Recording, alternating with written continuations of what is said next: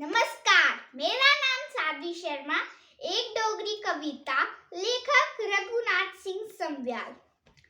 पाववी पेशवी देशवी रांगड़ा, पाववी पेशवी देशवी रांगड़ा, मीरपुर जम्मुआ नूरपुर कांगड़ा, मीरपुर जम्मुआ नूरपुर कांगड़ा। सोए दीवार बसोए द पंगड़ा, सोए दीवार बसोए द पंगड़ा।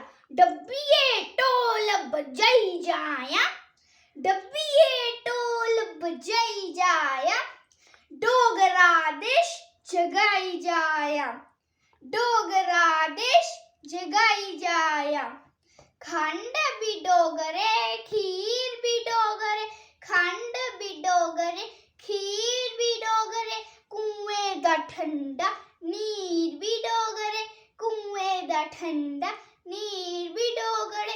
आकड़ा कोई ना पीर भी डोगरे, आकड़ा कोई ना पीर भी डोगरे। डंडे दी गल समझाई जाया, डंडे दी गल समझाई जाया, डोगरा देश जगाई जाया, डोगरा देश जगाई जाया। धन्यवाद।